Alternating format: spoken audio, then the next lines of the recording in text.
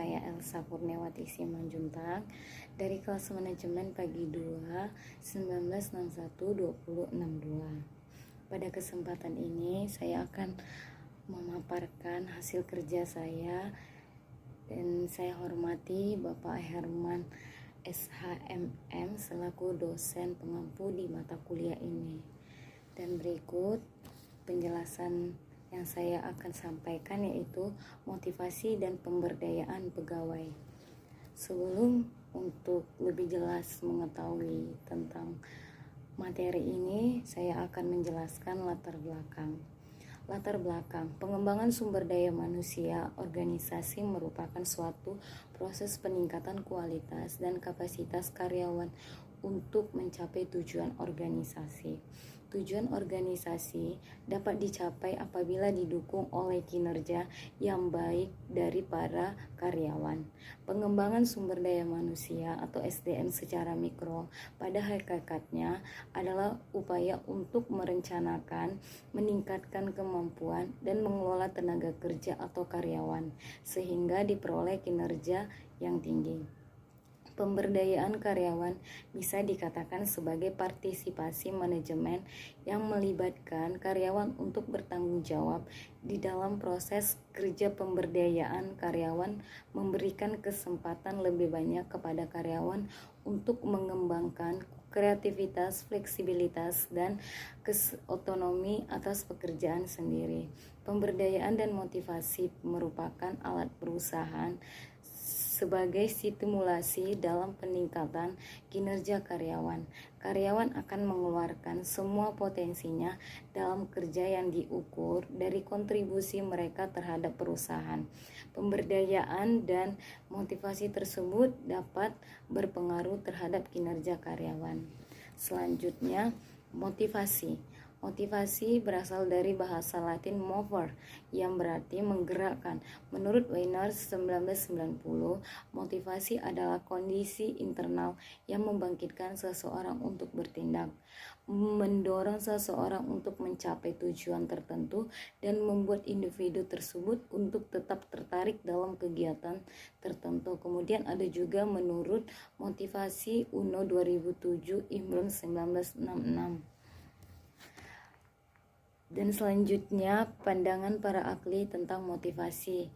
Yang pertama ada Weiner, yang kedua John Weisstrauss, yang ketiga Abraham Maslow, yang keempat Thomas Ricks. Dan selanjutnya pandangan tentang motivasi. Pandangan tentang motivasi terdapat beberapa model. Yang pertama model tradisional.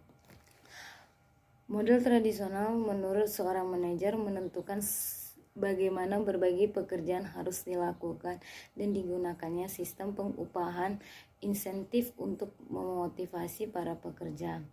Yang kedua, model hubungan manusiawi. Pandangan model hubungan manusiawi ini kebosanan dan berbagi tugas yang bersifat pengulangan merupakan faktor-faktor yang dapat mengurangi motivasinya, misalnya seperti para pegawai diberi kebebasan untuk membuat keputusan sendiri dalam pekerjaannya.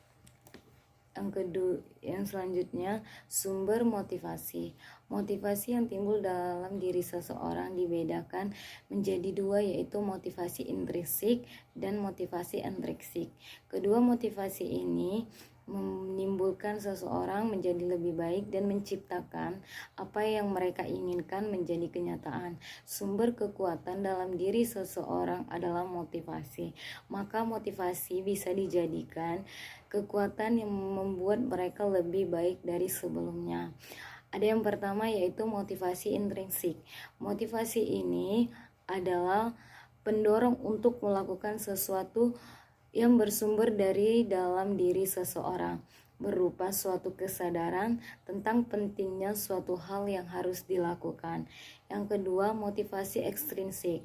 Motivasi ekstrinsik adalah pendorong untuk melakukan sesuatu yang bersumber dari luar diri seseorang, berupa suatu keadaan yang mengharuskan seseorang melakukan sesuatu hal seperti optimal. Dan selanjutnya ada teori motivasi. Teori motivasi terbagi ketiga, yaitu hierarki kebutuhan Maslow. Dan selanjutnya teori kebutuhan berprestasi MC Celan. Dan selanjutnya teori Eric Clayton Alderfer.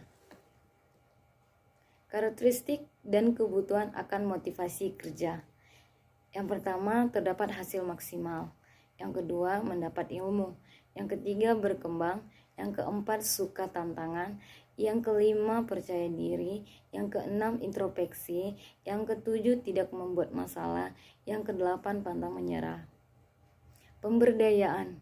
Menurut Mulyadi 2000.103, pemberdayaan berarti memampukan, yaitu to apply, memberikan kesempatan to allow, dan mengizinkan to permit, yang dapat diartikan baik melalui inisiatif sendiri maupun dipicu orang lain. Pemberdayaan pegawai berarti memampukan dan memberi kesempatan kepada pegawai untuk melakukan fungsi-fungsi manajemen dalam skala yang menjadi tanggung jawabnya, baik secara individu maupun kelompok. Perspektif pemberdayaan. Pemberdayaan dapat dikelola dengan 3 perspektif, yaitu yang pertama, manajemen kinerja organisasi atau unit kerja. Pemberdayaan pegawai amat penting bagi peningkat kinerja organisasi atau kinerja unit dan tim kerja. Yang kedua, pengembangan dan pelatihan. Pemberdayaan pegawai merupakan kerangka penting bagi program pengembangan dan pelatihan SDM. Yang ketiga, manajemen dan pengembangan karir. Pemberdayaan pegawai sangat berguna bagi manajemen karir karena pemberdayaan tersebut akan mendukung atau memfasilitasi pengembangan karir pegawai. Selanjutnya, terdapat strategi pemberdayaan. Di dalam strategi pemberdayaan ini terdapat yang pertama, pembinaan dan konseling. Yang kedua, komunikasi yang terbuka. Yang ketiga, bangun kepercayaan. Yang keempat, menanam akuntabilitas. Yang kelima, beri ruang dan beraktivitas. Partisipasi dalam mengambil keputusan. Partisipasi dalam pengambilan keputusan diartikan oleh karyawan sebagai dukungan dan kepercayaan yang diberikan kepada mereka oleh perusahaan, yaitu menurut Wan Lin Kuan 2010. Pengambilan keputusan partisipasi merupakan suatu pengembangan konsep to grasp menurut Allen dan Glickman tahun 1992.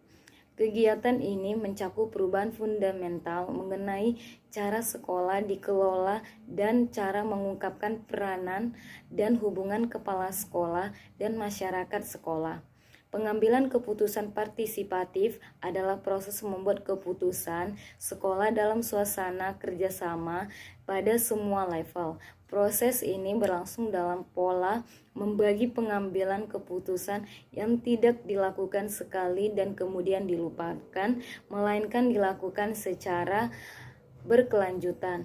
Menurut Newell tahun 1992, pembuatan keputusan partisipatif dapat menghasilkan keputusan yang lebih baik sebab sejumlah pemikiran orang diperkenalkan dalam memecahkan suatu masalah.